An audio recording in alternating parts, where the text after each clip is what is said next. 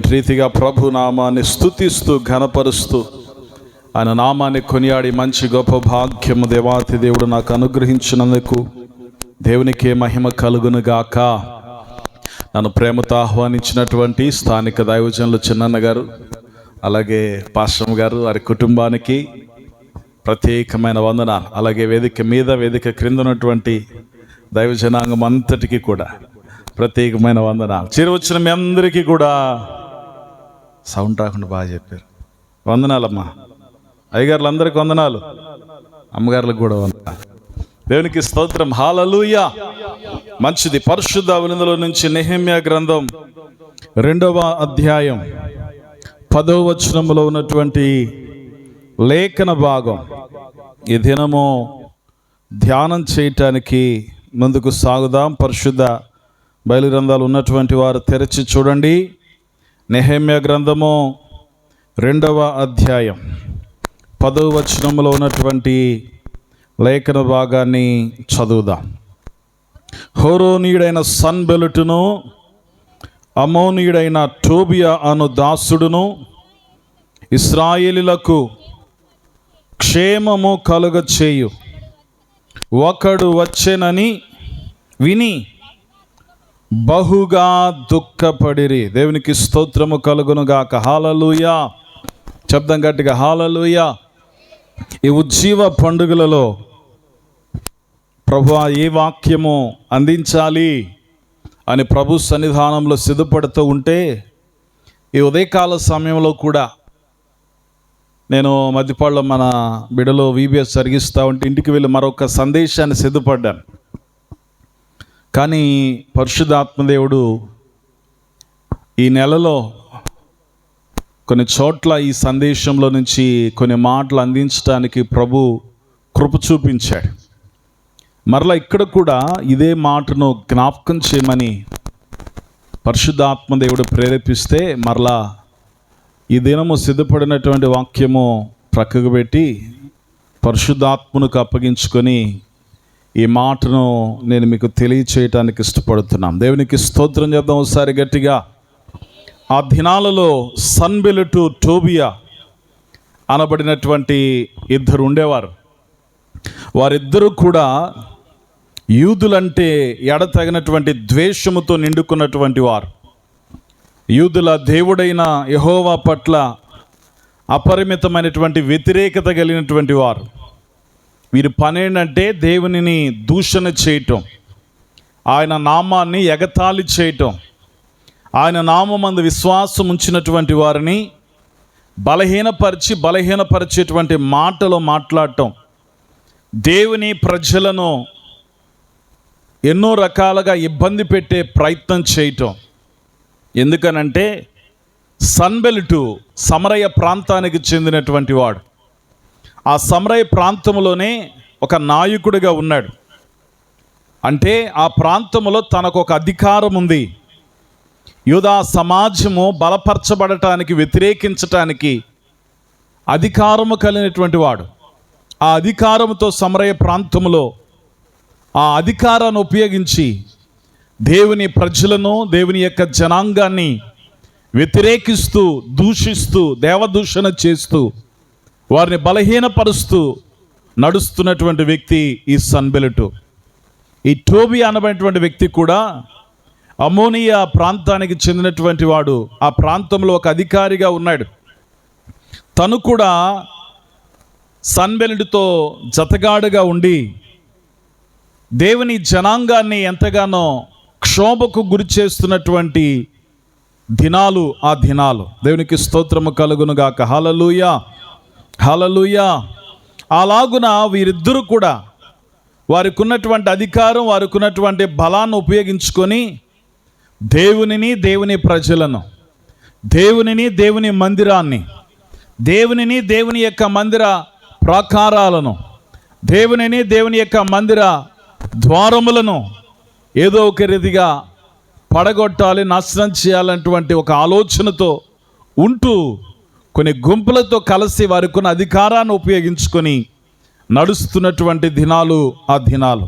దేవునికి స్తోత్రము కలుగునుగాక. హల్లెలూయా. ఎజ్రా కాలంలోను నెహెమ్యా కాలంలో కూడా వీరి దుశ్చర్యలకు, వీరి దురాఘాతాలకు అంతు అవధు లేనటువంటి రీతిగా దేవుని జనాంగాన్ని బాధ పెడుతూ జీవిస్తున్నటువంటి జీవితాలు వీరిద్దరివి కూడా. సన్బెలటు, టోబియా వీరిద్దరు దేవుని ప్రజలైనటువంటి యూదుల దగ్గరకు వచ్చి వారు అనేటువంటి మాట ఏంటంటే, మా చేతిలో నుండి మీరు సేవించేటువంటి దేవుడు ఎంత మాత్రము విడిపించలేడు, తప్పించలేడు, రక్షించలేడు. ఎందుకంటే మా చేతిలో అధికారం ఉంది, మా చేతిలో బలం ఉంది, మా చేతిలో బలగం ఉంది. మీరు విడిపించబడాలనే ప్రయత్నం చేసిన ఎంత మాత్రమో తప్పించుకోలేరు అనేటువంటి మాటలతో ఎంతగానో సవాలు విసురుతున్నటువంటి వారు వీరిద్దరూ కూడా. దేవునికి స్తోత్రం చెప్దాం ఒకసారి గట్టిగా. ఆ దినాలలోనే నెహెమ్యా కాలంలో వీరిద్దరూ ఇంకా మిగిలినటువంటి వారితో పాటు కలిసి దేవుని మందిరం ఉన్నటువంటి యెరూషలేము పట్టణమును, ఆ పట్టణమును దాడి చేసి ఆ పట్టణంలో ఉన్న దేవుని మందిరం యొక్క ప్రాకారాలను పడద్రోశారు. దేవుని మందిరం యొక్క ద్వారములను కాల్చివేసినటువంటి పరిస్థితి అక్కడ కనబడుతూ ఉంది. దేవునికి స్తోత్రం చెప్దాం ఒకసారి గట్టిగా. 12 గుమ్మములను కాల్చివేసి ప్రాకారములన్నిటినీ కూడా పడగొట్టి రాళ్ల కుప్పగా చేసి, ఎంతోమంది దేవుని బిడలో ప్రార్థనలు చేసుకున్నటువంటి పరిస్థితి, దేవుని యొక్క సన్నిధికి వచ్చి ఆరాధన చేసుకోనీయకుండా ఉన్నటువంటి పరిస్థితి, ఆ దినాల్లో ఎదురైనటువంటి ఆ పరిస్థితిలో దేవుని జనాంగం అంతా కూడా క్షేమము లేక క్షోభను అనుభవిస్తున్నారు. దేవుని ప్రజలందరూ కూడా క్షేమము లేక నెమ్మదిని కోల్పోయినటువంటి పరిస్థితిలో ఉన్నారు. దేవుని జనాంగం అంతా కూడా ప్రాంతంలో క్షేమమును కోల్పోయి, ఏంటి ప్రభు ఇలాంటి పరిస్థితి అని అసమాధాన పరిస్థితిలో జీవిస్తూ ఉంటుండగా ఈ సమాచారము దేవుని యందు భయభక్తులు కలిగి జీవిస్తున్నటువంటి దైవజనుడైన నెహెమ్యా యొద్దకు చేరింది. దేవునికి స్తోత్రం చెప్పండి ఒకసారి గట్టిగా. హల్లెలూయా. ఈ నెహెమ్యా పర్షియా దేశంలో అర్తహషస్త రాజు దగ్గర ఒక చిరుద్యోగిగా పనిచేసేవాడు. రాజుగారికి గిన్నె అందించేటువంటి వాడు.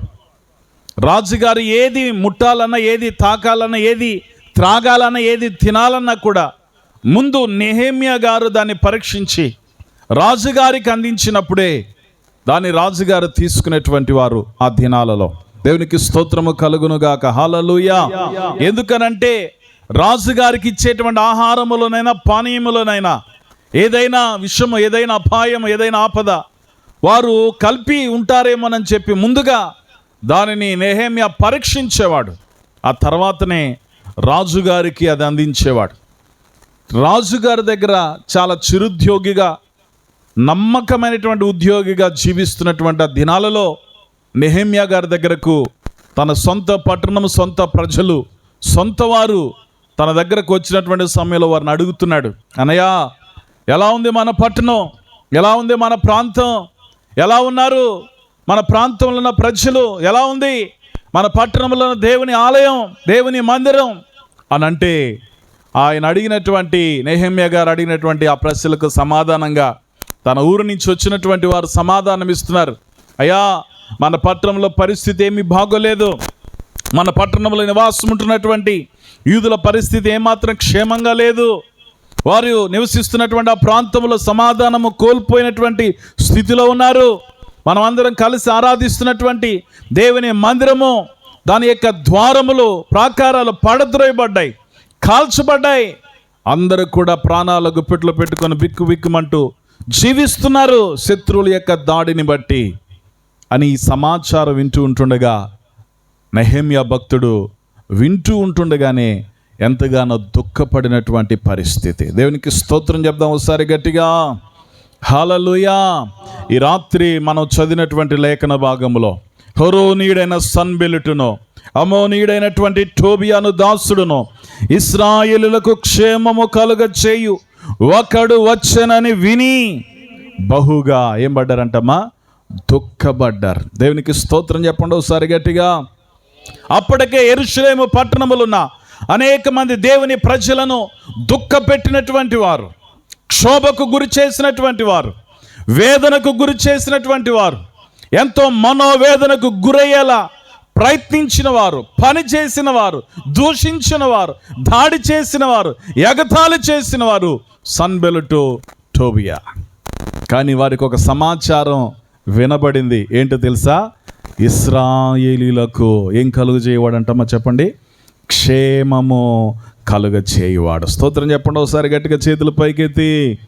క్షేమము అనేటువంటి మాటకు అర్థము తన ప్రజల యొక్క యోగక్షేమము, లేదంటే వారి యొక్క సురక్షితమైన, లేదంటే కుశలమైన, లేదా సమాధానకరమైనటువంటి పరిస్థితులను చూచేటువంటి వాడు అని అర్థం. ఇంతకు ముందు కాలంలో మనము ఉత్తరాలు రాసేవాళ్ళం, కార్డు మీద లేదంటే లెటర్స్ మీద ఉత్తరాలు రాసేటప్పుడు మొదట ప్రారంభంలో మనం పలకరిస్తాం, నేను ఇక్కడ క్షేమంగా ఉన్నాను, మీరు అక్కడ క్షేమంగా ఉన్నారా? క్షేమంగా ఉన్నారని నేను తలంచుచున్నాను, నమ్ముచున్నానని. ఇప్పుడు అలాంటివి ఏమీ లేవు, అంతా కూడా ఫోన్లో టిక్కు టిక్కు టిక్కు నొక్కడమే. క్షేమంగా ఉన్నారనేటువంటి మా హౌ ఆర్ యూ అని అంటాం వెంటనే. కొంతమంది హౌ ఆర్ యూ అన్నదాన్ని హూ ఆర్ యూ అని అంటారు, కొంతమంది వెంటనే రియాక్షన్. దేవునికి స్తోత్రం చెప్పండి ఒకసారి గట్టిగా, హల్లెలూయా. ఈ రాత్రి నేను మీకు జ్ఞాపకం చేసేటువంటి మాట, సన్బెలటు, టోబియా అనబడినటువంటి వీరిద్దరూ కూడా ఎంతోమంది దేవుని ప్రజలకు వేదన కలుగ చేసినటువంటి వారు, నిద్ర లేకుండా చేసినటువంటి వారు, ఎంతో బాధకు లోను చేసినటువంటి వారు, మనసులో నెమ్మది లేకుండా ప్రయత్నం చేసినటువంటి వారు, వారి గుండెల నిండా ఎంతో భయముతో నిండుకునేలా ప్రయత్నం చేసినటువంటి వారు. కానీ వీరికే ఒక సమాచారం వారికి వినబడింది. ఏమిటి అని అంటే, ఇంతవరకు మేము ఎంతోమందిని క్షోభ పెట్టిన వారు, వేదన గురి చేసిన వారం, దుఃఖపడేలా చేసేవారం, కానీ ఇప్పుడు మనలను దుఃఖపెట్టే ఒక వ్యక్తి వచ్చాడు. ఆ వ్యక్తి ఇశ్రాయేలు ప్రజలకు ఏం కలుగ చేయబోతున్నాడంట? క్షేమము కలుగ చేయబోతున్నాడు. దేవునికి స్తోత్రం చెప్పండి ఒకసారి గట్టిగా, చేతులెత్తి. హల్లెలూయా. ప్రియమైనటువంటి దేవుని బిడ్డలారా, ఈ రాత్రికాల సమయంలో మాటలు వింటుండగా గత సమయంలో దేవుని దాసులు సాక్ష్యం ఇచ్చినటువంటి రీతిగానే ఎక్కడో తెనాలి ప్రాంతంలో ఉన్నటువంటి దేవుని దాసులను దేవుడు ఎన్నిక చేసుకొని, కందుకూరు ప్రాంతంలో దేవుడు తన దాసురాలను ఏర్పాటు చేసుకొని ఒంగోలు ప్రాంతానికి నడిపించి, ఆ ప్రాంతంలో కొద్ది కాలము కొన్ని పనులు చేసుకుంటూ, రత్మాల్ సెంటర్లో బ్యాచ్ నెంబర్ కూడా తీసుకొని చక్కగా మంచి ఒక పని చేసుకుంటూ, ఆ తర్వాత మరలా గ్రానైట్స్లో ఒక మంచి ఉద్యోగం చేస్తూ అన్ని రకాలుగా దీవెనలు పొందుకున్నటువంటి కుటుంబం దైవజనుడు చిన్నన్న గారి కుటుంబం. స్తోత్రం చెప్పండి ఒకసారి గట్టిగా, హల్లెలూయా. కార్లకేం తక్కువేం కాదు. ఇప్పుడు ఎన్నో కారు? 4వ 5వదా? దేవునికి స్తోత్రం, హల్లెలూయా, హల్లెలూయా. కార్లకేం తక్కువ లేదు, స్థలాలకేం తక్కువ లేదు, ఆస్తులకేం తక్కువ లేదు, బంగారానికేం తక్కువ లేదు. దేవుడు అంతగా వారిని, వారి కుటుంబాన్ని దీవించాడు, ఆశీర్వదించాడు. ఆశీర్వదించిన తర్వాత దేవుని సముఖంలో వారు అడిగినటువంటి బహుమానము పొందుకున్నప్పుడు, ఇందాక సాక్ష్యం విన్నారు కదా, దేవుని కోసం ఏదైనా చేయాలి. స్తోత్రం చెప్పండి ఒకసారి గట్టిగా, హల్లెలూయా. చేయాలనుకున్నప్పుడు ఒంగోలులోనే చేయొచ్చు. దేవునికి స్తోత్రం, హల్లెలూయా. మద్దిపాడులో కూడా చేయొచ్చు, ఏడుగుండ్లపాడులో కూడా చేయొచ్చు. దేవుడు ఈ ప్రాంతానికి నడిపించాడు. ఎందుకో తెలుసా? ఈ ప్రాంతంలో వారి ద్వారా అనేక కుటుంబాలకు క్షేమము కలుగ చేయటానికి. దేవునికి స్తోత్రం చెప్పండి ఒకసారి గట్టిగా, హల్లెలూయా. ఎంతోమంది క్షోభకు లోనవుతున్నటువంటి వారు ఉన్నారు, ఎంతోమంది వేదన కోల్పోతున్నటువంటి వారు ఉన్నారు, ఎంతోమంది దుఃఖములో మునిగినటువంటి వారు ఉన్నారు, ఎన్నో కుటుంబాలలో నెమ్మది లేని పరిస్థితులలో జీవిస్తున్నటువంటి వారు ఉన్నారు. త్రాగుడుకు వ్యసనానికి లోనటువంటి వారైనా కావచ్చు, చీకటి బంధకాలలో ఉన్నటువంటి వారైనా కావచ్చు, పాపం అనేటువంటి ఉచ్చులో రొచ్చులో పొర్లుతున్నటువంటి వారైనా కావచ్చు. కుటుంబాలలో ఎంతగా కష్టపడినా, ఎంతగా ప్రయాసపడినా సమాధానము లేనటువంటి పరిస్థితిలో, దీవెన పొందలేటువంటి పరిస్థితిలో అనేక మంది ప్రాంతంలో ఉంటుండగా దేవుడు తన దాసుని, తన దాసురాలను ఏర్పాటు చేసుకొని వారిద్దరిని కూడా జతపరిచి వారి మధ్య ఉన్న లోటును అప్పులను తీర్చి దేవుడి ప్రాంతానికి నడిపించింది ఎందుకో తెలుసా? ఇంకా ఆస్తులను సమకూర్చుకోవడానికి కాదు, అనేక ఆత్మలను రక్షించి క్షేమముతో నింపటానికి. స్తోత్రం చెప్పండి ఒకసారి గట్టిగా, హల్లెలూయా. ఇంకా ఏదో సంపాదించుకోవడానికి కాదు, ఇంకా ఏదో ధరించుకోవడానికి కాదు, ఇంకా ఏదో కలిగి ఉండటానికి కాదు. ఈ ప్రాంతంలో అనేక మంది ప్రభువుకు దూరం అవుతున్నటువంటి వారు ఉన్నారు. ఇంకా అనేక మంది ప్రభు యొద్దకు రానటువంటి వారు ఉన్నారు. వారిలాగా ఆయన కృపను పొందలేనటువంటి స్థితిలో ఉన్నారు. శాపగ్రస్తమైనటువంటి పరిస్థితిలో ఉంటూ ఉన్నారు. అనేక మంది దేవుని యొక్క దీవెన వారి కుటుంబాలలో పొందలేని స్థితి ఉన్నది. దేవుడు తన దాసులను ఈ ప్రాంతానికి నడిపించి వారందరి కుటుంబాలు ఏం కలుగు చేయాలంట? చెప్పండి అమ్మ, చెప్పండి, ఏం కలుగు చేయాలంట? క్షేమము. స్తోత్రం చెప్పండి ఒకసారి గట్టిగా, హల్లెలూయా. క్షేమము కలుగ చేయు ఒక్కడు. దేవునికి స్తోత్రం చెప్పండి ఒకసారి గట్టిగా. ఈ ప్రాంతంలో ఇంకా అనేక మంది ఉన్నారు కదా, ఈ ప్రాంతంలో ఎంతో మంది పరిచర్య చేస్తున్నారు కదా. కానీ దేవుడు నెహెమ్యాను మాత్రమే ఆ దినాల్లో ఎన్నిక చేసుకున్నాడు. నెహెమ్యా తన యొక్క జాబ్లో క్షేమంగా ఉన్నాడు. నెహెమ్యా రాజుగారి దగ్గర చాలా సేఫ్ జోన్లో ఉన్నాడు. నెహెమ్యా తను చేస్తున్నటువంటి రాజ దర్బాల్లో చక్కగా చల్లగా మంచిగా ఆహారం తీసుకొని తను సంతోషంగా బ్రతుకుతూ ఉన్నాడు. ఎవరికి లేనటువంటి ఆ భారము, ఆ బాధ నెహెమ్యా ఒక్కడికే దేవుడు అనుగ్రహించాడు. స్తోత్రం చెప్పండి ఒకసారి గట్టిగా, చేతుల పైకెత్తి, హల్లెలూయా, హల్లెలూయా. ప్రియమైనటువంటి దేవుని బిడ్డలారా, దేవుని చేత దీవించబడ్డాక, దేవుని చేత ఆశీర్వదించబడ్డాక, దేవుని కృపను పొందుకున్నాక, దేవుని సముఖముల నుండి ఆయన బహుమానము చేత దీవించబడ్డాక అనేక మంది వారి స్థలాలలో, వారి మాటల్లో, వారి క్రియల్లో, వారి పనుల్లో ఎంతో వ్యత్యాసం కనబడుతూ ఉంటుంది. కానీ నెహెమ్యాలో అలాంటిది ఏమీ కూడా లేదు. స్తోత్రం చెప్పండి ఒకసారి గట్టిగా. దైవజనుని కుటుంబంలో కూడా అలాంటిది ఏమీ లేదు. ఎందుకో తెలుసా? నా జనులు, నా ప్రజలు, నా దేవుని కోసం, వారి కోసం నేను నిలబడి ఏదైనా చేయాలి, వారి కోసం ఏదో ఒకటి సాక్షిగా నిలబడాలి, ఆయన చేతిలో ఒక పాత్రగా నిలబడాలి. ఒక భారం ఆనాడు నెహెమ్యాలో, ఈనాడు దైవ సేవకుల యొక్క కుటుంబంలో దేవుడు కలిగించాడు. ఎందుకో తెలుసా? అనేక కుటుంబాలు ఏం పొందాలని చెప్పండి? క్షేమము అనే సమాధానం, క్షేమము అనే నెమ్మది, క్షేమము అనేటువంటి కుశలము, క్షేమము అనేటువంటి సురక్షితము, క్షేమము అనేటువంటి యోగ క్షేమాలు కలిగినటువంటి కుటుంబాలుగా ఈ ప్రాంతంలో, ఈ బూరేపల్లి, ఈ వాణినగర్, ఈ తిమ్మనపాలెం, ఈ చుట్టుప్రక్కల ఉన్నటువంటి అనేక ప్రాంతాలు అలాగున ఉండాలి అని ఆనాడు నెహెమ్యాను లేవనెత్తిన ప్రభు ఈనాడు తన దాసులను లేవనెత్తాడు. స్తోత్రం చెప్పండి ఒకసారి గట్టిగా, చేతుల పైకెత్తి, హల్లెలూయా. ఇక్కడున్న సేవకులను కూడా అలాగనే అన్న మొదటి రోజు సాక్ష్యం చెప్పారు ప్రభుదాస్ అన్న గారు. ఆటోలోనే తన జీవితం అలాగా నిమగ్నమైపోయేటువంటి పరిస్థితి. దేవుడు తనను దర్శించాడు, తన ప్రాంతంలో క్షేమము కలుగ చేయటానికి లేవనెత్తాడు. స్తోత్రం చెప్పండి ఒకసారి గట్టిగా. అన్నగారు అయితే ఒంగోలు ప్రాంతం, అక్క అయితే మార్కాపురం ప్రాంతం. దేవుడు వారిని జతపరిచాడు, ఎన్నిక చేశాడు. ఒంగోలు ప్రాంతంలో చక్కగా ఒక సేవకుని దగ్గర సేవకుల యొక్క సంరక్షణలో అనుభవాలలో వెళుతూ ఉంటుండగా దేవుడు తన దాసులను బలపరిచి లేవనెత్తి దైవాలరావు ప్రాంతానికి నడిపించాడు. ఎందుకు అక్కడే ఉండి చక్కగా ఉద్యోగం చేసుకోవచ్చుగా, ఒంగోలులో అక్కడే ఉండి ఏదో ఒక వ్యాపారం చేసుకోవచ్చు కదా, ఏదో ఒక పని చేసుకోవచ్చు కదా. ఆ ప్రాంతంలో అనేక కుటుంబాలకు క్షేమము కలుగ చేయాలని. స్తోత్రం చెప్పండి ఒకసారి గట్టిగా. ఇక్కడ ఉన్నటువంటి దైవజనులు ఇంకా చిట్టుబాబు అన్న సంగతి చెప్పాల్సిన పని లేదు. షర్టు మడత పెట్టాలి, లేకపోతే ఇంకేమన్నా మడత పెట్టాలి. అన్నగారు సాక్ష్యం వినే ఉంటారు ఇంతకుముందే. దేవుడు అన్నను అక్కను జతపరిచి ప్రాంతానికి నడిపించి, మేదరమెట్ల ప్రాంతానికి, గుండ్లపల్లి ప్రాంతం. మైకేల్ జాక్సన్ మంచి డాన్సరు. అంతేకాదు, ఇందాక చెప్పాను కదా, మడత పెడితే ఇంక మామూలుగా ఉండదు, రౌడీ.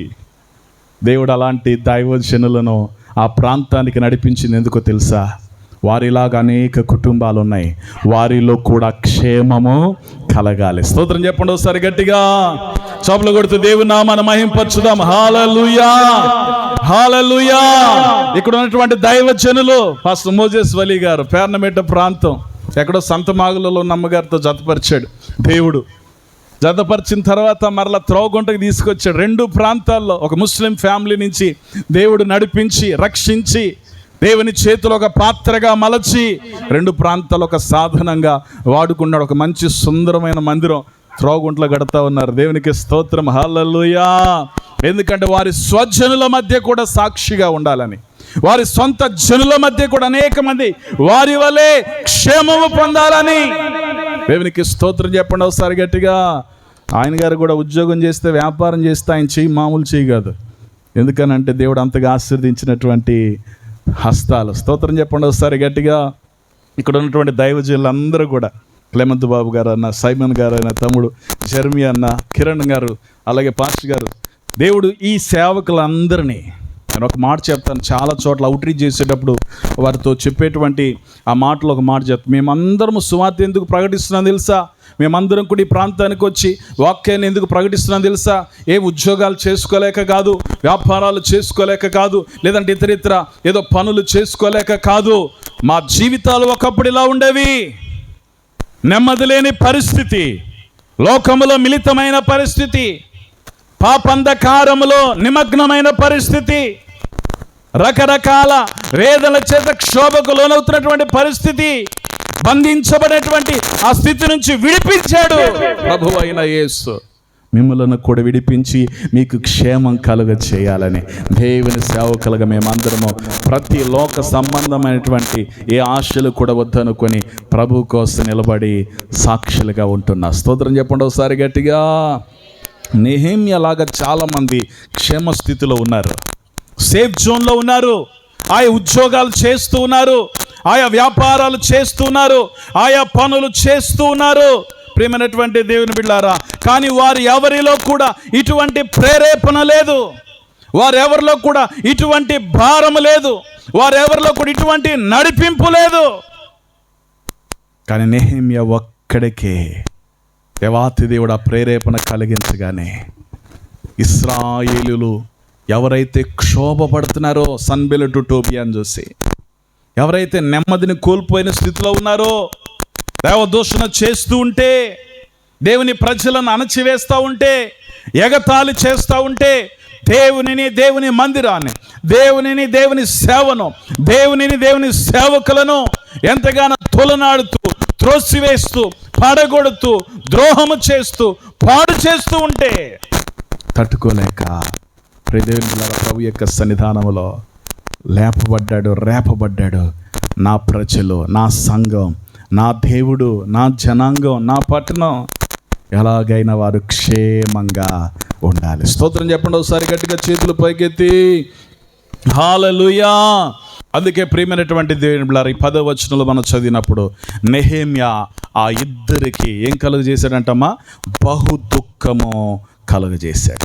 నెహెమ్యాకు ఏ ధనము లేదు, నెహెమ్యాకు ఏ ఘనత లేదు, నెహెమ్యాకు ఏ రాజ్యం లేదు, నెహెమ్యాకు ఏ రాజు బలం లేదు, నెహెమ్యాకు ఎంతగానో బ్యాక్గ్రౌండ్ ఏదో పెద్దగా ఏమీ లేదు.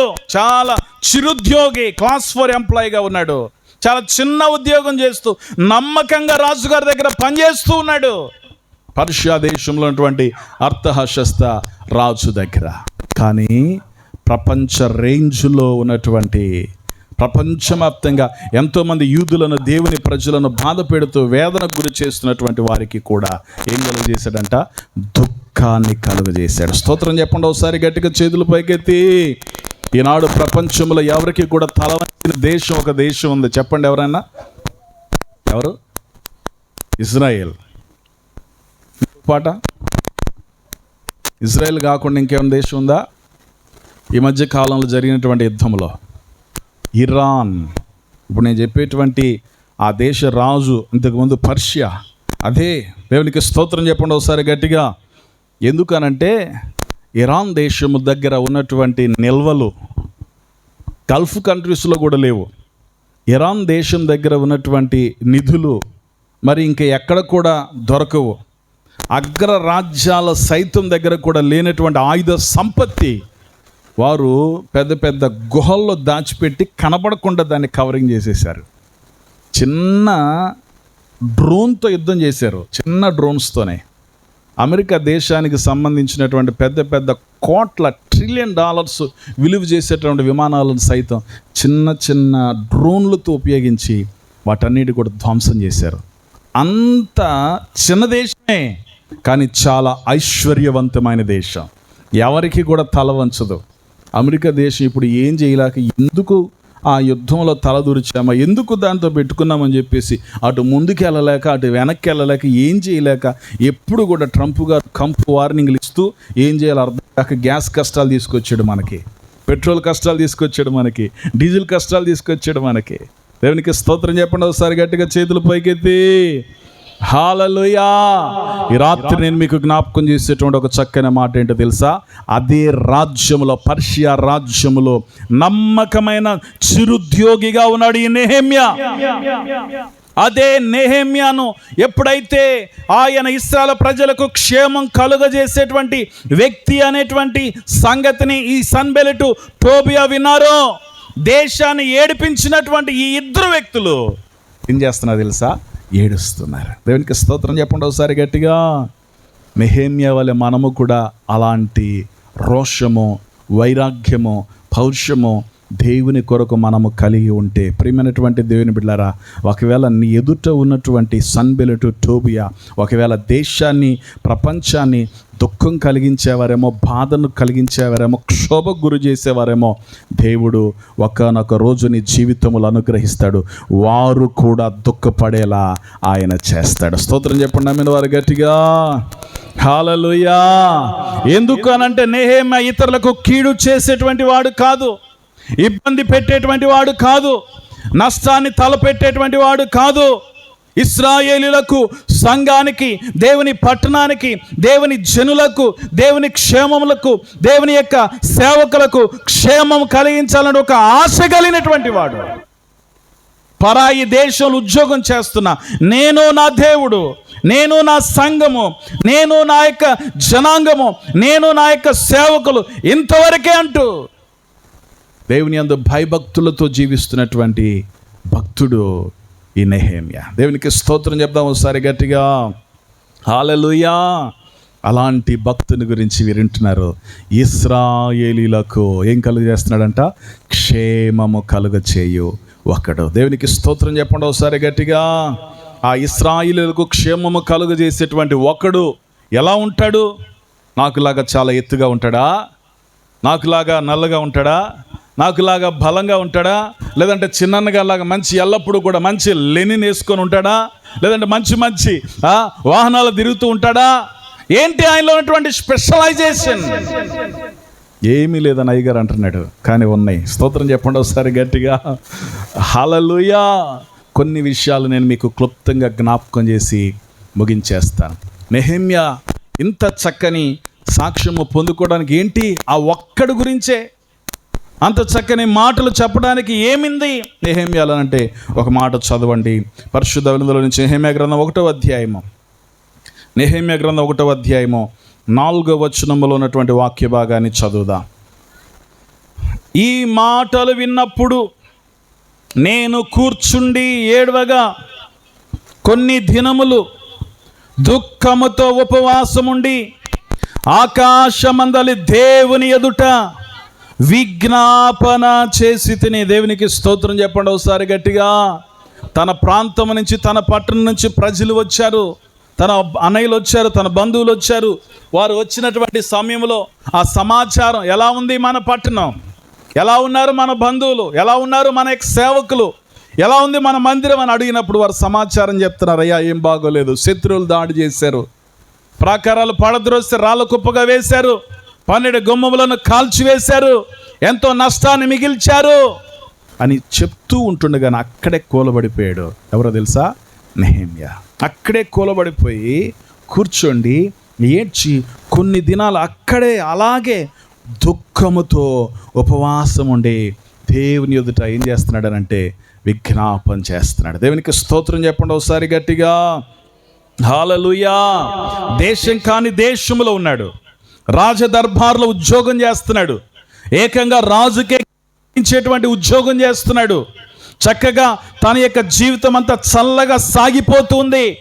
అతను ఊరి నుంచి కొంతమంది వచ్చినప్పుడు క్యాజువల్గా అక్కడ సమాచారం అడిగినప్పుడు ఆ సమాచారము షాకింగ్ న్యూస్గా, ఆ సమాచారము తనకు ఎంతగానో వేదనకు కలుగజేసే సమాచారంగా ఉన్నప్పుడు విని వదిలిపెట్టేలా, విని నాకెందుకులేనలా, విని మిగిలిన వాళ్ళకి లేని బాధ నాకెందుకులేనలా వింటూ ఉంటుండగానే అక్కడే కూర్చున్నాడు, వింటూ ఉండగానే అక్కడే ఏడుస్తున్నాడు, వింటూ ఉండగానే అక్కడే ఉపవాసం ఉండటాన్ని నిర్ణయించుకున్నాడు, వింటూ ఉండగానే అక్కడే దుఃఖపడుతూ కొన్ని దినాలు ప్రభు వైపు చూడటానికి ఇష్టపడ్డాడు.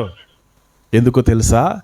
నా ప్రజలు, నా పట్టణం, నా సంఘం, నా సేవకులు, నా ప్రాంతం, వారి గురించినటువంటి భారం ఎవరికి వచ్చిందో తెలుసా?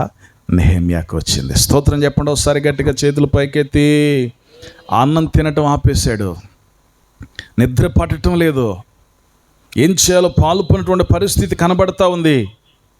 ప్రేమైనటువంటి దేవుని బిడ్డలారా, అలాంటి పరిస్థితిలో ఎంతో భారముతో, ఎంతో వేదనతో, దేవుని ప్రజల గురించినటువంటి వారి విషయమై ఎంతో ప్రేమతో తనలో తాను ఎంతగానో నలిగిపోతూ దేవుని సముఖములో విజ్ఞాపన చేస్తా ఉన్నాడు. దేవునికి స్తోత్రం చెప్పండి ఒకసారి గట్టిగా, చేతులు పైకెత్తి.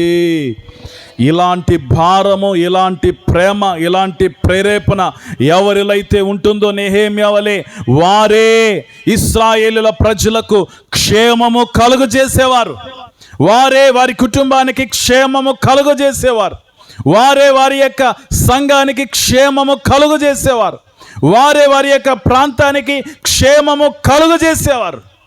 చాలామంది వారు వారి కుటుంబం క్షేమంగా ఉంటే చాలు అని అనుకుంటారు. వారు వారి యొక్క జనాంగం, వారు వారి ఉద్యోగం, వారు వారి వ్యాపారం క్షేమంగా ఉంటే చాలని అనుకుంటారు. ఏదైనా దుఃఖము కలిగిన సమాచారం వింటే, ఏదైనా బాధకు లోనైనటువంటి సమాచారం వింటే విని వదిలిపెట్టేటువంటి వారు కొంతమంది ఉంటారు. ఆ బాధ నాకెందుకులే, ఆ దుఃఖము నాకెందుకులే. దేవునికి స్తోత్రం చెప్పండి ఒకసారి గట్టిగా. ఇలాంటి ఉజ్జీవ పండుగలు, ఉపవాస పండుగలు, లేదంటే పస్కా పండుగలు, లేదంటే గుడారాల పండుగలు, లేదంటే పర్ణశాల పండుగలు, ఇలాంటి పండుగలు జరుగుతూ ఉంటే దేవుని సేవకులుగా మాలాంటి వారు అనేక మందిని పిలిచినప్పుడు వచ్చినటువంటి సమయంలో దేవుని సేవకులుగా మాకు అప్పగించినటువంటి బాధ్యత ప్రకారం దేవుని సందేశం వారికి అందించి వచ్చినటువంటి వారి కోసం ప్రార్థన చేసి మేము వెళ్ళిపోతాం. దేవునికి స్తోత్రం చెప్పండి ఒకసారి గట్టిగా. కానీ మీ సంఘ కాపరి మీ బాధ తన బాధగా, మీ కష్టం తన కష్టముగా, మీ శ్రమ తన శ్రమగా, మీ వేదన తన వేదనగా, మీ కన్నీరు తన కన్నీరుగా, మీ శోధన తన శోధనగా, మీ గుండె వేదన తన గుండె వేదనగా, మీ సంఘ కాపరి నీ కోసం, అది నా బాధ, నా బిడ్డలు, నా సంఘం అని చెప్పి నిరంతరం మీకోసం ఏం చేస్తాడు తెలుసా? ప్రార్థన చేస్తాడు. నమ్మిన వారు గట్టిగా చప్పలు కొట్టి దేవుని నామాన్ని మహిమపరచండి. హల్లెలూయా, హల్లెలూయా. మాలాంటి వారు పిలిచినప్పుడు వచ్చి ఎప్పుడన్నా సరే వాక్యం చెప్పేసి చివరిలో అయిపోయిన తర్వాత అయ్యగారు ప్రార్థన చేయమంటారు కదా, ప్రార్థన చేయమంటే ప్రార్థన చేస్తాం, వెళ్ళిపోతాం. ప్రార్థన చేయడానికి వచ్చినప్పుడు కొంతమంది అంటారు, అయ్యగారు మా కోసం ప్రార్థన చేయండి. మా కోసం మీ యొక్క అనుదిన ప్రార్థనలో ఏం చేయమంటారు? జ్ఞాపకం చేసుకోండి. ఏ ప్రార్థనలో చెప్పండి? అనుదిన ప్రార్థనలో. దేవునికి స్తోత్రం చెప్పండి ఒకసారి గట్టిగా. అనుదినము ప్రార్థన చేసేది ఎవరో తెలుసా? మీకోసం మీ సంఘ కాపరి. నాలాంటి వాళ్ళు వచ్చినప్పుడు ఆ దినమే ప్రార్థన. స్తోత్రం చెప్పండి ఒకసారి గట్టిగా. తర్వాత మరలా అనుదినము ప్రార్థన చేస్తామని ఎవరన్నా ఇలాంటి స్పీకర్లు అన్నారని అంటే నమ్మబాకండి. ఎందుకు తెలుసు? వారికి కూడా సంఘాలు ఉంటాయిగా, వారికి కూడా భారం ఉంటుందిగా, వారికి కూడా వేదన ఉంటుంది కదా. వారి గురించి ప్రార్థన చేస్తే చాలు, తర్వాత మిగిలినటువంటి పరిచర్లకు వెళ్ళినప్పుడు వారి గురించి ప్రార్థన చేయడానికి సమయం ఉంటుందా? ఉండదు. కానీ అనుదినము మీ బాధలను బట్టి, మీ వేదనలను బట్టి, మీ కష్టలను బట్టి, మీ సమస్యలను బట్టి మీ సంఘ కాపరి ప్రభు సముఖంలో దేవుని ఆలయంలో ఎల్లప్పుడూ విజ్ఞాపన చేస్తూనే ఉంటాడు. స్తోత్రం చెప్పండి ఒకసారి గట్టిగా. హల్లెలూయా. ఈ సభ అయిపోయిన తర్వాత మరలా ఒంగోలు సభకి వెళ్ళామనుకోండి, అక్కడికి కూడా వస్తారు కొంతమంది ప్రార్థన చేయించుకోవడానికి. వాక్యం అయిన తర్వాత అక్కడికి కూడా వచ్చినప్పుడు ప్రార్థన చేస్తాం. దేవునికి స్తోత్రం చెప్పండి ఒకసారి గట్టిగా. హల్లెలూయా. అక్కడ కూడా వచ్చారనుకోండి కొంతమంది, ఆ సేవకుల దగ్గరికి వచ్చి ప్రార్థన చేయించుకోవడానికి వచ్చినప్పుడు ప్రార్థన చేయించుకుంటారు. అయిపోయిన తర్వాత, అయ్యగారు నన్ను గుర్తుపెట్టారా? ఫలానా వాణినగర్లో నేను వచ్చాను, మీకు ప్రార్థన చేయమని అడిగాను, ప్రార్థన చేశారు. అని అంటే అయ్యగారు మరి ఏదో ఒకటి చెప్పాలిగా సమాధానం, గుర్తుపట్టినట్టుగా అమ్మ అవునవునవును నిజమే. దేవునికి స్తోత్రం చెప్పండి ఒకసారి గట్టిగా. ఇలాంటి వాక్యోపదేశకులకు ప్రతి విశ్వాసి గుర్తుండటానికి వారేమైనా ఎబోలా వ్యాధికి ఏమైనా మందు కనిపెట్టినట్టు వాళ్ళ చెప్పండి. ఏదంటే ఏదైనా వ్యాధికి ఏదైనా రోగానికి మందు కనిపెట్టినటువంటి వాళ్ళని గుర్తుపెట్టుకుంటారా? గుర్తుపెట్టుకోరు. కానీ నీ సంఘ కాపరి ఎప్పుడు కూడా నీ పేరు, నీ ఇంట్లో ఉన్న ప్రతి ఒక్కరి సమస్య ఎప్పుడు ప్రభు సముఖములో విజ్ఞాపన ధూపం వేస్తూనే ఉంటాడు. స్తోత్రం చెప్పండి ఆమె వారు గట్టిగా. హల్లెలూయా. నెహెమ్యాకు పని లేదు, నెహెమ్యాకు అంత అవసరత లేదు. నెహెమ్యా వలె చాలామంది సేఫ్ జోన్లో ఉద్యోగం చేస్తున్న వారు ఉన్నారు, వ్యాపారం చేస్తున్న వారు ఉన్నారు, ఎంతోమంది దీవించబడినటువంటి వారు ఉన్నారు. కానీ వారు ఎవరికి రానటువంటి ప్రేరేపణ, వారు ఎవరిలో కూడా పుట్టినటువంటి భారం, వారు ఎవరిలో కూడా కలిగినటువంటి ప్రేమ ఇశ్రాయేలీల ప్రజల కోసం నెహెమ్యా ఒక్కడికే కలిగింది. అందుకే నెహెమ్యా ఇశ్రాయేలీలకు ఏం కలుగు చేసేవాడు చెప్పండి?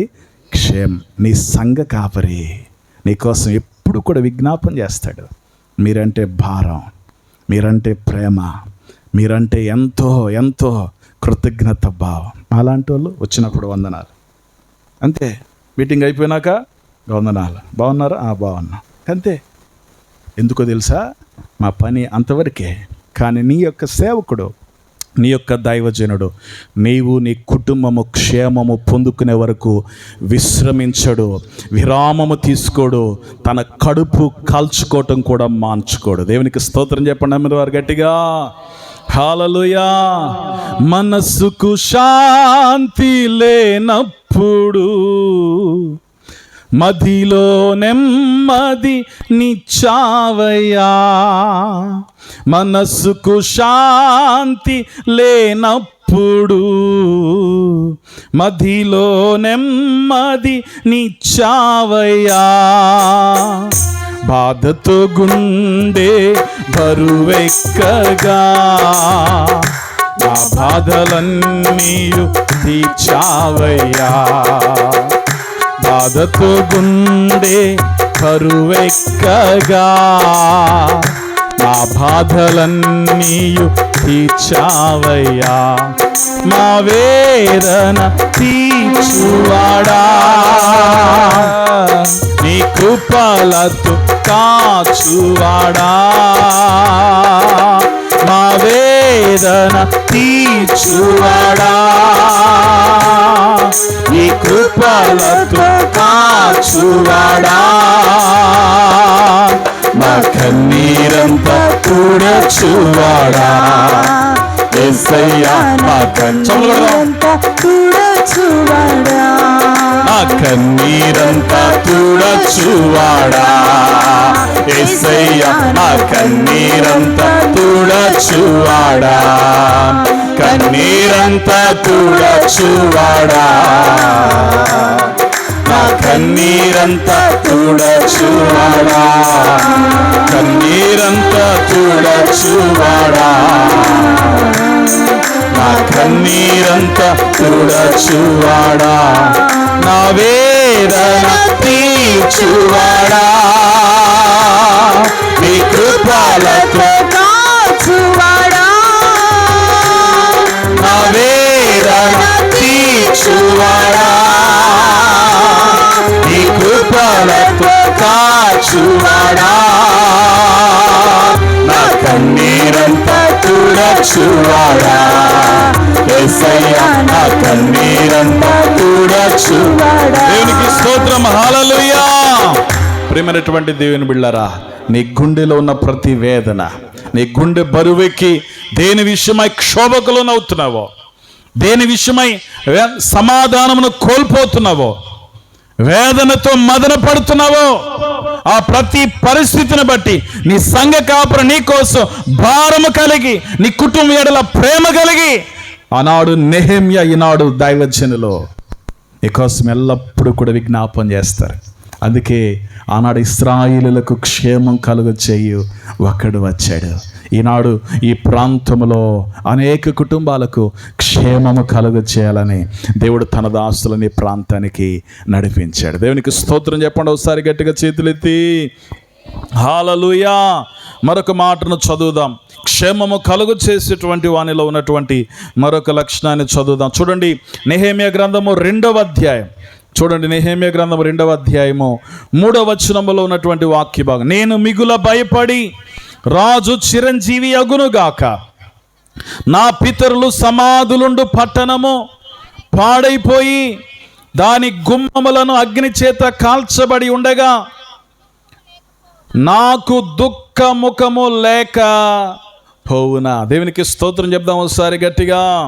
ప్రియమైనటువంటి దేవుని బిడ్డలారా, ఇందాక చదివినటువంటి మొదటి మాటలో కొన్ని దినాలు ఉపవాసం ఉన్నాడు, కొన్ని దినాలు నిద్ర పట్టడం మానేసింది, కొన్ని దినాలు ఆహారం తీసుకోవటం మానేశాడు, కొన్ని దినాలు దైవుని యొక్క సముఖంలోనికి వచ్చి భారముతో ప్రేమతో విజ్ఞాపన చేస్తున్నాడు. తర్వాత మరలా డ్యూటీలో జాయిన్ అయ్యాడు. ఎవరు? నెహెమ్యా గారు. ఏంటి చెప్పండి ఆయన డ్యూటీ? రాజుగారి దగ్గర ఏమందించేవాడు?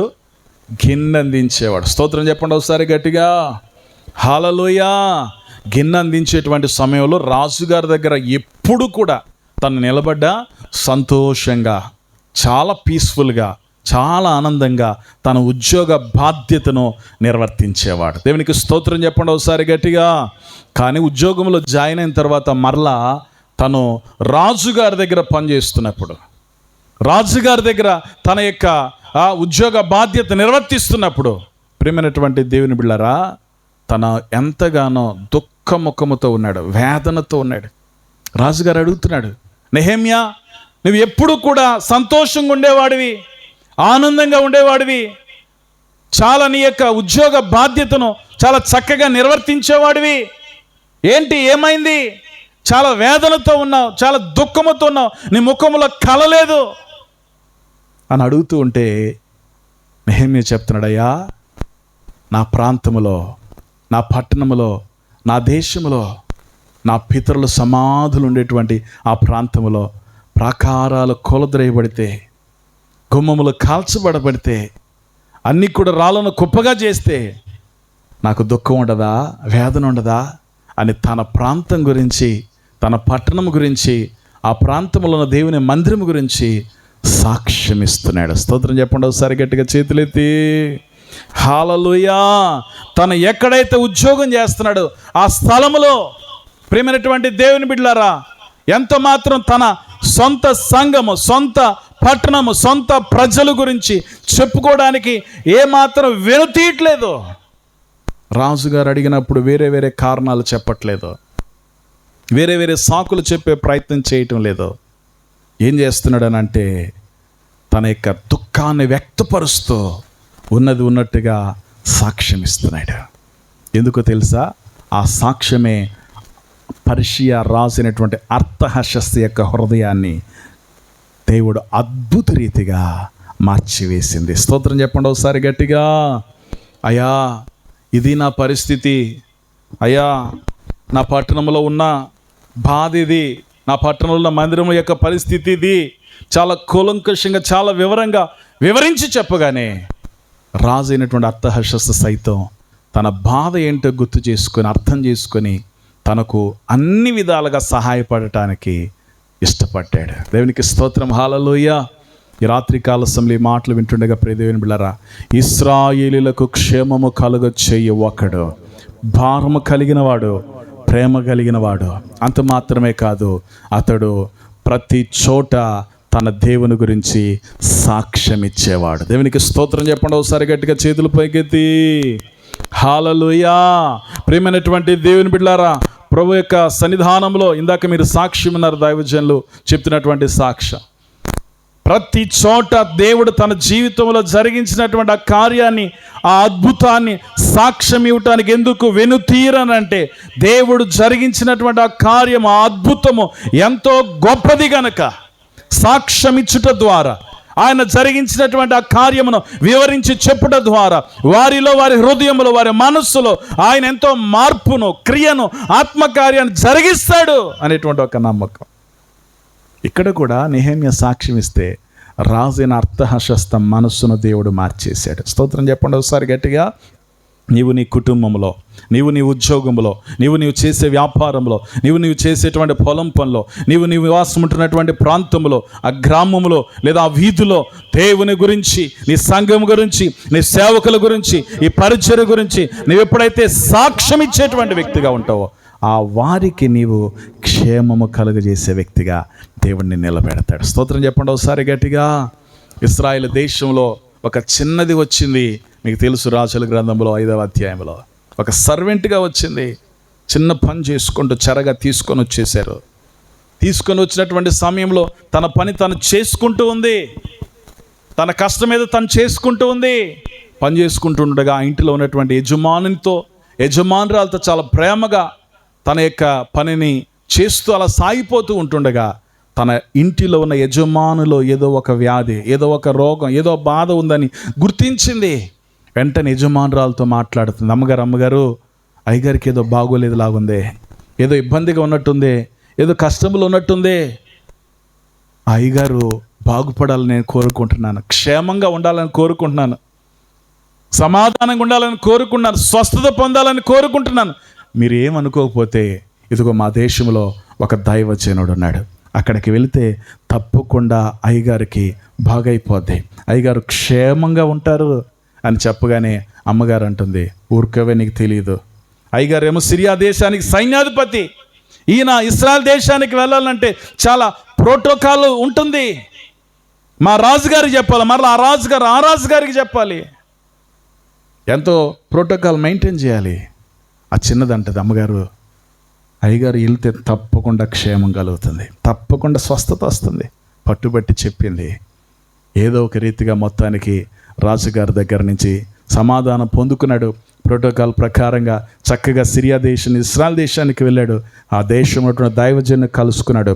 అద్భుత రీతిగా తన శరీరంలో ఉన్నటువంటి ప్రతి వ్యాధి, ప్రతి బలహీనత ఏమైపోయిందంట, పసిపిల్లవాని దేహం వలె మారిపోయి శుద్ధుడైపోయాడు. స్తోత్రం చెప్పండి ఒకసారి గట్టిగా, చేతులెత్తి. హల్లెలూయా. ఈ రాత్రికాల సమయంలో మాటలు వింటుండగా ప్రియమైనటువంటి దేవుని బిడ్డలారా, నీవు నీ సంఘములో, నీవు నీ గృహములో, నీవు నీ కుటుంబంలో, నీవు నీ ఉద్యోగం చేసే స్థలములో, నీవు చదువుకునేటువంటి ఆ ఇన్స్టిట్యూషన్లో, నీవు ఎక్కడైతే వ్యాపారం చేస్తున్న ఆ ప్రాంతంలో, నీవు నమ్మిన దేవుని గురించి, నిన్ను రక్షించిన ప్రభు గురించి, నీ వెంబడిస్తున్నటువంటి ఈ సత్యమైన మార్గము గురించి, దీనిలో ఉన్న వాస్తవికతను గురించి నీవు సాక్ష్యం ఇవ్వగలిగితే నీవు ఆ ప్రాంతంలో ఉన్న వారికి ఏం కలుగు చేస్తావు తెలుసా? క్షేమాన్ని కలుగు చేస్తావు. స్తోత్రం చెప్పండి ఒకసారి గట్టిగా, చేతులెత్తి. హల్లెలూయా, హల్లెలూయా.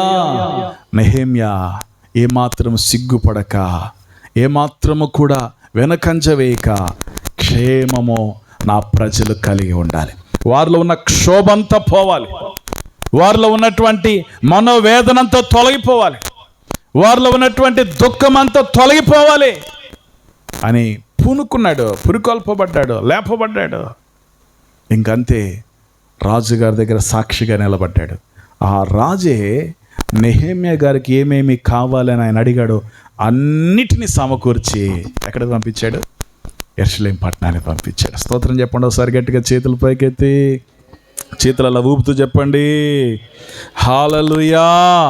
ప్రియమైనటువంటి దేవుని బిడ్డలారా, ఈ ప్రజలకు క్షేమము కలుగ చేయాలని దేవుడు తన దాసులను ఈ ప్రాంతానికి నడిపించాడు.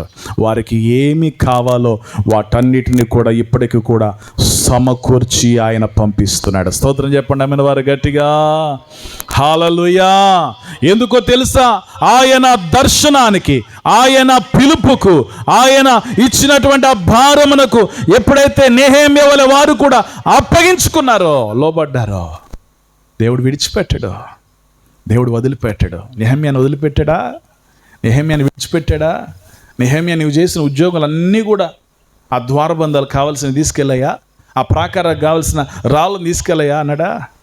రాజుగారి దగ్గర ఏమేమి కావాల అద్దోలాలన్నీ, ఏమేమి కావాల రాళ్ళని, దానికి కావలసినవన్నిటిని కూడా సమకూర్చి ఇచ్చి నెహెమ్యాతో పంపించాడు. స్తోత్రం చెప్పండి ఒకసారి గట్టిగా, చేతుల పైకెత్తి. ఈ ఉజ్జీవ పండుగల్లో ప్రేమైనటువంటి దేవుని బిడ్డలారా, ఈ సభలు ఏర్పాటు చేసినటువంటి విషయము కూడా అందుకే మీ కుటుంబాలలో కొన్ని దినాలుగా కొంతకాలముగా ప్రభువు క్షేమము కలుగ చేయాలని ఆయన ఎంతగానో ఆశపడుతున్నప్పటికీ ఆయన పిలుపుకు ఆయన ఎన్నోసార్లు తన సేవకుల ద్వారా ప్రేరేపిస్తున్నా, సేవకుల ద్వారా పిలుస్తున్నా, తన దాసుల ద్వారా ఎన్నోసార్లు హెచ్చరిస్తున్నా, లోబడక అప్పగించుకోక విధేయత చూపించుకోక దేవుని యొక్క సముఖంలో ఆయన యొక్క వాక్యానికి ఎంత మాత్రము కూడా లోబడడానికి ఇష్టపడక వాయిదాలు వేస్తూ ఉంటుండగా ఈ సభల ద్వారానైనా నీ జీవితంలో క్షేమము కలుగ చేయాలని, ఈ సభల ద్వారా నీ కుటుంబంలో సమాధానం కలుగ చేయాలని, ఈ సభల ద్వారా నీ జీవితంలో పెను మార్పులు తీసుకొని రావాలని దేవుడు తన సేవకుల ద్వారా ఈ సభలను ఏర్పాటు చేశాడు. స్తోత్రం చెప్పండి ఒకసారి గట్టిగా, చేతుల పైకెత్తి. హల్లెలూయా. గెరాసేనుల దేశంలో కూడా ఒక సహోదరుడు ఉన్నాడు. ఎన్నో బంధకాలతో బంధించబడినటువంటి స్థితిలో ఉన్నాడు. క్షేమం లేదు, నెమ్మది లేదు. తన ప్రక్కగా ఎవరన్నా వెళ్తున్నా వారిని కూడా బాధేవాడు, వారిని కూడా తిట్టేవాడు, వారి మీద రాళ్ళు విసిరేవాడు. ఎంతో వేదనతో ఉన్నటువంటి పరిస్థితి. కానీ ఆశ్చర్యకరంగా యేసుక్రీస్తు ప్రభు వారు తనను దర్శించినప్పుడు, యేసుక్రీస్తు ప్రభు వారితో తనకు ఒక ఎన్కౌంటర్ ఆ వ్యక్తికి, ఆ సేనానమైనటువంటి వ్యక్తికి కలిగినప్పుడు ఎన్నో దినాలుగా, ఎన్నో నెలలుగా, ఎన్నో సంవత్సరాలుగా బంధించబడిన స్థితి, విడుదల పొందలేని స్థితి, బాగుపడలేని స్థితి, క్షేమమును కోల్పోయిన స్థితి, అందరితో పాటు సంతోషంగా వారి వారి గృహాల్లో వారు ఉంటుండగా ఇతను కూడా ఉండవలసినటువంటి స్థితిని కోల్పోయాడు. సమాధులు తను వాసం చేస్తూ ఉన్నాడు. కానీ ప్రభు దర్శించి తనలో ఉన్న బంధకాలన్నిటి నుంచి విడిపించగా దేవుడు అద్భుత రీతిగా తన జీవితంలో క్షేమమును కలుగజేశాడు. స్తోత్రం చెప్పండి ఒకసారి గట్టిగా. క్షేమం కలుగజేసిన తర్వాత ఆయన అంటాడు, అయ్యా నీతో పాటు నేను వచ్చేస్తాను, నీతో పాటు నేను తిరుగుతాను అంటే యేసయ్య అంటాడు, నువ్వు నాతో పాటు వద్దు. ఇంతకుముందు ఎవరి మీద రాళ్ళు వేసావో, ఇంతకుముందు ఎవరి మీద గాయపరిచావో, ఇంతకుముందు ఎవరిని తిట్టావో, ఇంతకుముందు ఏ ప్రాంతంలో, ఆ దెక్కపోలేనటువంటి ప్రాంతంలో ఎక్కడైతే నువ్వు విచిత్రంగా ప్రవర్తించావో అక్కడికి వెళ్ళి సాక్ష్యం చెప్పు. స్తోత్రం చెప్పండి ఒకసారి గట్టిగా, చేతులెత్తి. హల్లెలూయా. ఆ ప్రాంతంలో సాక్ష్యం ఇవ్వగా ఎంతోమంది జీవితాల్లో తనలో కలిగిన క్షేమం దేవుడు వారికి కూడా అనుగ్రహించాడు. దేవునికి స్తోత్రం చెప్పండి ఒకసారి గట్టిగా. నేను ముగిస్తున్నాను ప్రియమైనటువంటి దేవుని బిడ్డలారా, క్షేమము కలుగజేయు ఒకడు. సమూయేలు మొదటి గ్రంథము 25వ అధ్యాయము 2-3 వచనాల్లో దావీదు తన పరివారమును నబాలు యొక్క ఇంటికి పంపించి చెప్తున్నాడు, అయ్యా ఇదిగో నాబాలు, నీకును నీ ఇంటికిని, నీకును నీకు కలిగిన సమస్తమునకును ఏమవునుగాకంట, క్షేమమగునుగాక. దేవునికి స్తోత్రం చెప్పడం ఒకసారి గట్టిగా.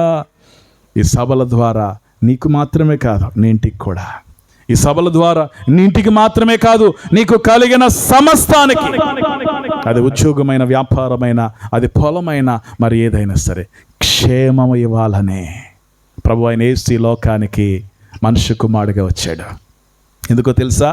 నీ పాపములను క్షమించటానికి, నీ శాప బంధకాలను విడిపించటానికి, నీ లోక సంబంధమైనటువంటి ఇచ్చల నుండి విడిపించటానికి, నేను పవిత్రునిగా, పరిశుద్ధునిగా, పరిశుద్ధురాలుగా చేయటానికి మన ప్రియుడైన యేసు ఆ కల్వరి శిలువ మీద నీ కొరకు, నా కొరకు ఆయన తన రక్తాన్ని చిందించి నలగొట్టబడ్డాడు.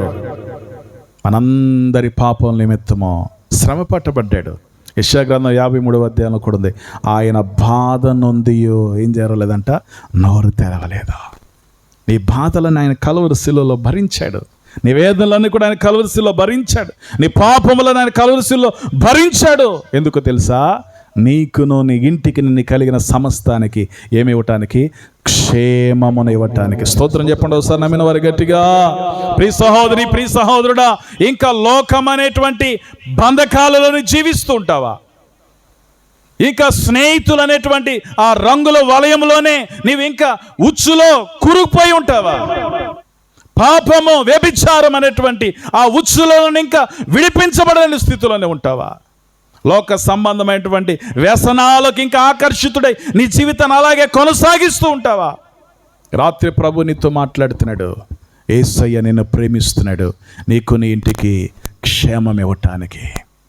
నీకు, నీ ఇంటి వారికి, నీకు సమస్తానికి సమాధానం ఇవ్వటానికి నీ జీవితాన్ని ఆయనకు అప్పగించుకోగలిగితే, నీ ఇంటిలోనికి, నీ హృదయంలోనికి, నీ జీవితంలోనికి, నీ గుండె లోతులోనికి ప్రభు అయిన యేసును చేర్చుకోగలిగితే, నీ కొరకు ఈ లోకానికి వచ్చి నీ కొరకు తన ప్రాణముని పెట్టి నీ పాపములను, దోషములు, అపరాధాలను క్షమించిన యేసయ్యకు నిన్ను అప్పగించుకోగలిగితే తప్పక నిన్ను క్షేమముతో నింపుతాడు. దేవుడట్టి కృప మనందరికీ దయచేయును గాక.